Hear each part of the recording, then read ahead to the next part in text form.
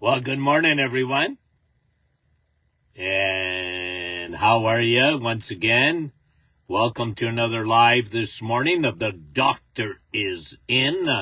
As you can see, if you're getting your notifications and that I'm traveling this morning. Okay, let's just see who's coming on with us. Of course, I can't see it anymore, but when I see numbers, I know that people are tuning in. Good morning to you. And we'll say hello to a few. I went in yesterday and wrote down a few names. Catherine Clark from Springdale, Newfoundland. Marina, Adeline. Fran said I missed her. And what you do, guys, I have my list back in my little studio there. If you're not on that list and I miss you in the morning, then I want to hear from you. And so this morning, what I want to do is talk to you about cancers. Sort of touched on this yesterday, but I'll expound on it. Cancer's perfect storm. So give me a thumbs up if you can hear me and see me properly as you get your notifications. Okay? Give me a thumbs up if you can hear me and see me. There we go. Good. Okay. So you see me, face, hear me. That's the main thing. I don't have my speakers. I should have put them on. I have them with me. Never mind. Let's see. Okay, so Cancer's perfect storm. I've got 3 eyes here. Okay? And there's more than that. But let's start off with those 3, then I'm going to add a few of them. Cancer's perfect storm. And cancer is very complex. There's a lot of factors that go into cancer. As I was mentioning yesterday, people, they have a mistaken idea, and I've been talking about this for so long, is that, you know me in the bullpen, I love illustrations, okay? So illustrations is how I learned. I got illustrations in my head. Now, when it came to cancer, I want to show you an illustration. I've done this over the years. For those of you who are new, this will be, hopefully, help you to remember.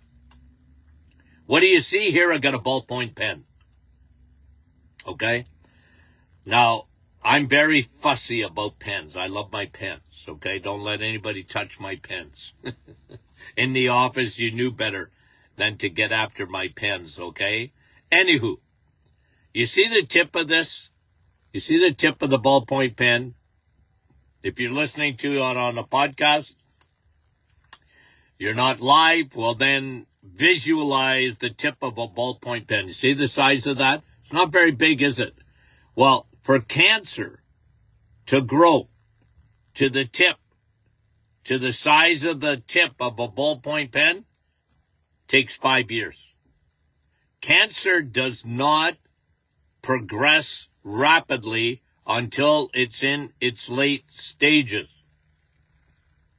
So don't you think it's important, and I know you do, that prevention rather than detection ought to be the medical way of doing things. Not detection. Not that I'm against detection, of course I'm not. But prevention of cancer.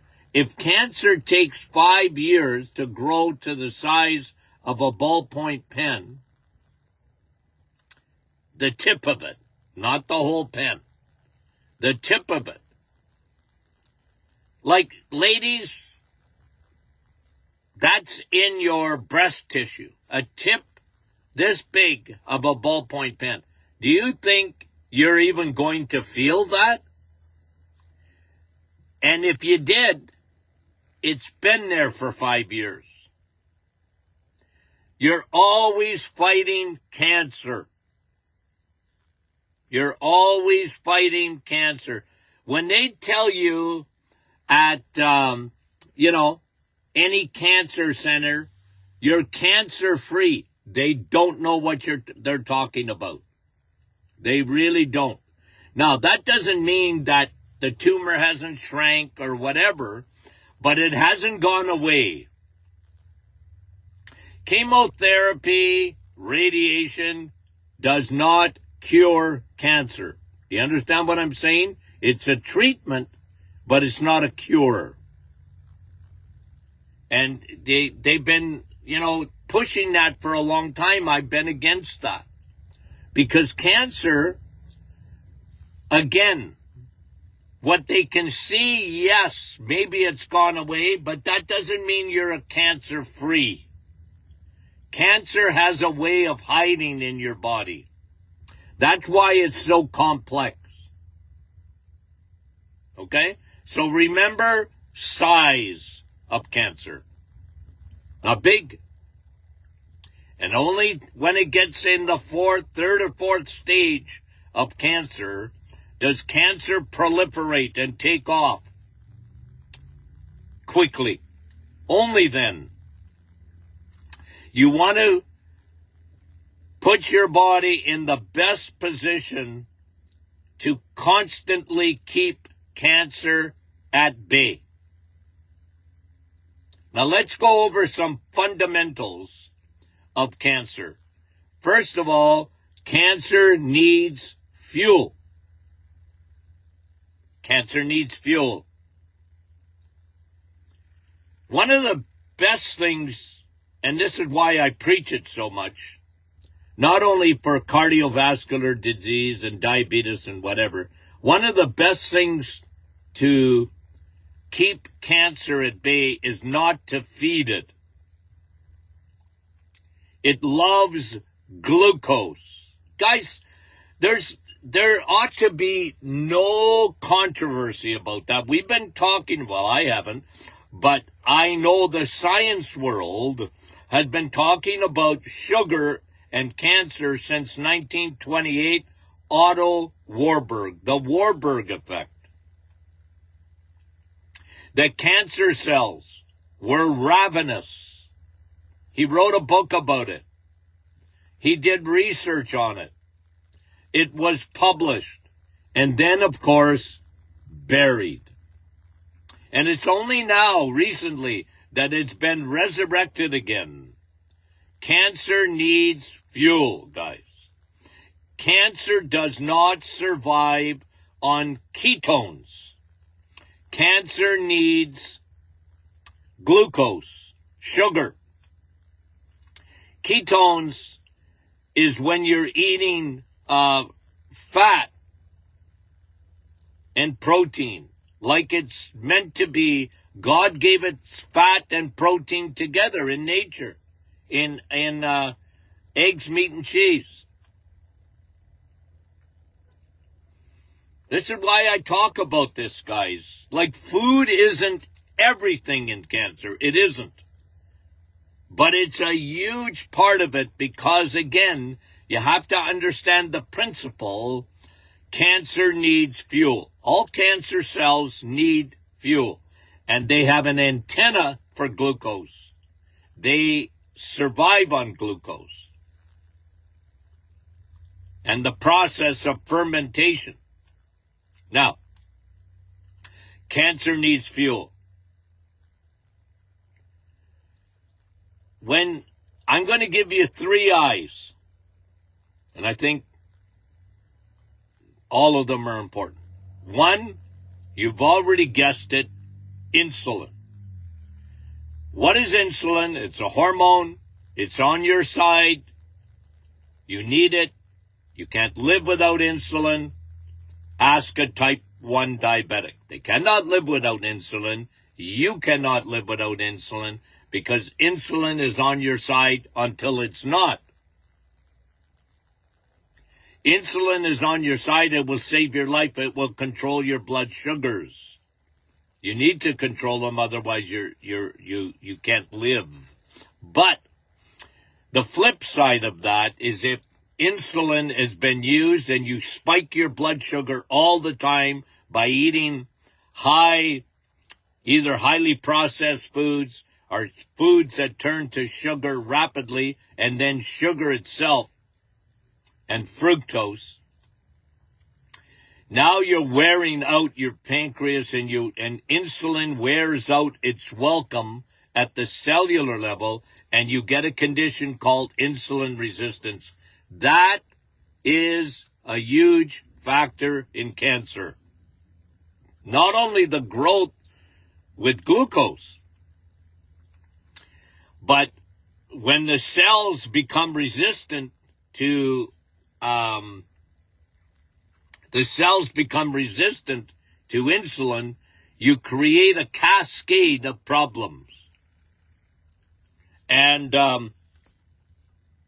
the other thing is that's really important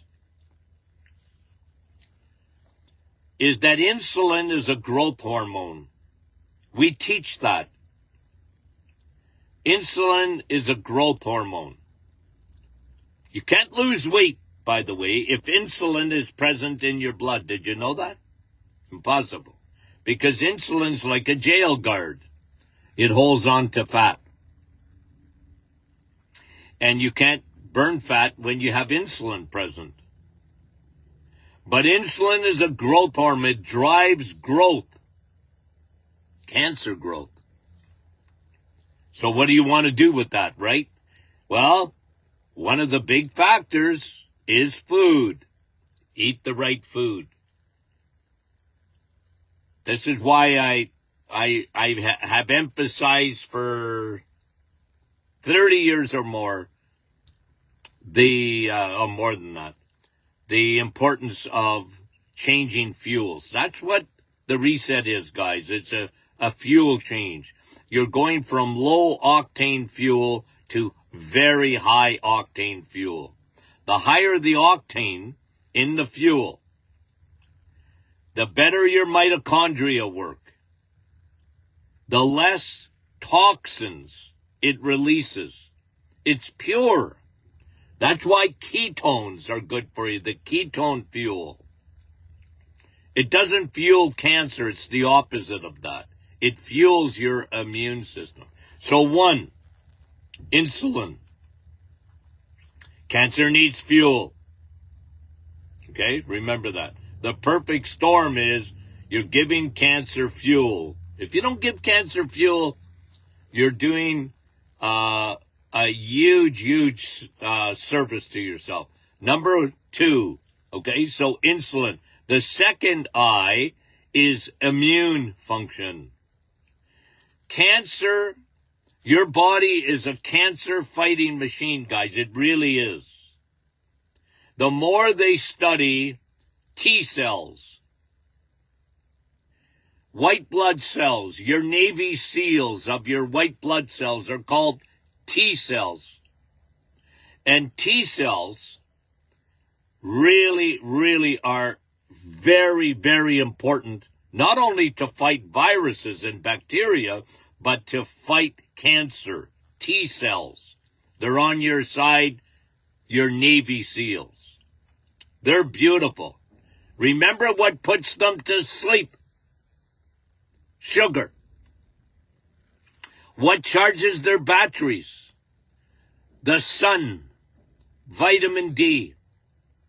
So when someone tells you to stay out of the sun, run, Forrest, run. They do not know what they're talking about.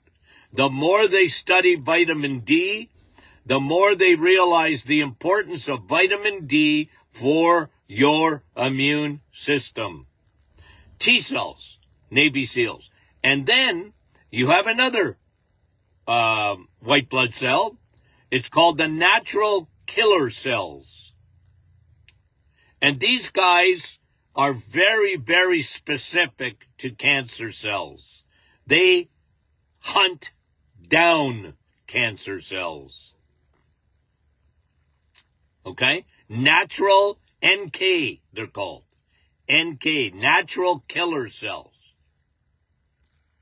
They're a variation of your crack troops, the Navy SEALs. But these guys are cancer fighters, and they track down cancer in your body from your head to your toes. Natural killer cells. And again, what charges natural killer cells more than anything else? Vitamin D, the sun. Sun, steak, and steel. Okay? Natural killer cells. And there's even research that when you build muscle, you're helping your natural killer cells. Okay? So you got two eyes. You have insulin and you have your immune system. Okay? You got the first two? Okay. I know you do. The third one is inflammation. We talk about this all the time. Inflammation is not Houdini. It comes from what?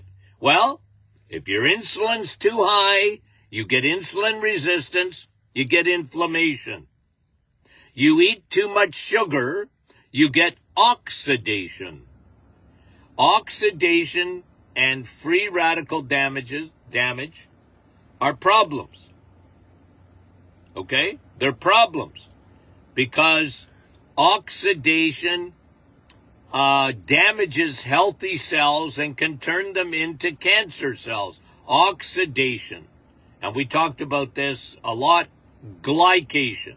Sugar glycates your body. It damages your body. Okay? So, got that? And another factor, okay? Another factor in inflammation and oxidation is leaky gut. Leaky gut. Because what happens at the area of leaky gut, when you get toxins that should have gone into the toilet, that come into your bloodstream through a process of what we call dysbiosis, when you don't have enough good bacteria. Guys, good bacteria is so essential for cancer fighting. But you need to have a border, okay? You need to have a closed border between your gut and your blood. When you have a border that's tightly knit, you don't get toxins coming into your blood. And if you don't get toxins coming into your blood, your immune system and the way your body fights cancer really has a major effect. So this is really, really important. Okay, guys? Really important. Leaky gut. Fix leaky gut. It's a factor. It's a factor in inflammation. It's also a factor in oxidation, which we talked about earlier. Okay? Excuse me. So, you got the three I's. Insulin, change fuels. You want to prevent cancer? Change fuels. Food, you got to eat anyways. And I know you guys understand this better than any other audience on all the podcasts in the world. You guys understand this. That anything that turns to sugar rapidly and then the added sugars are cancer feeders. You guys know that. The world doesn't, moderation is still what they talk about, the world. But you guys know better than that. So you want to get insulin to be on your side and not your enemy. You want to get ketosis rather than the glucose as fuel.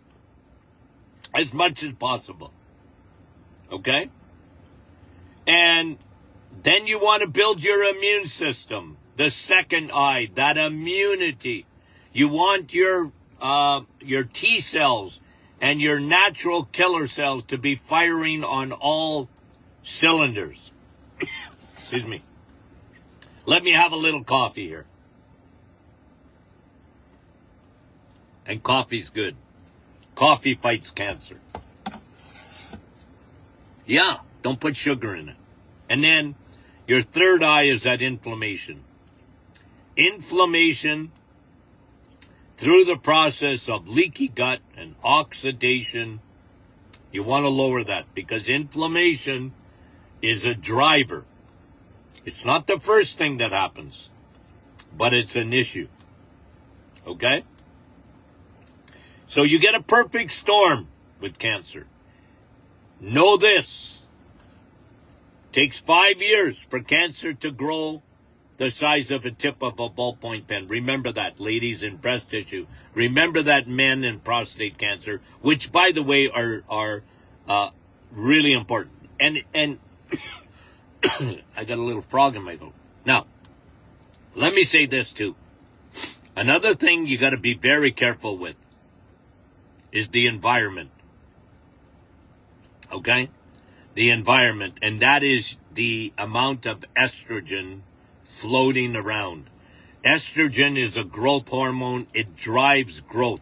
Estrogen makes a woman a woman. It's a beautiful thing until it gets out of control. And I'll tell you something, in all the years and the thousands of cases of breast cancer that I saw, or ovarian, or uterine, or prostate cancer, I'm going to tell you something, almost without exception, their estrogen levels were skyrocketing.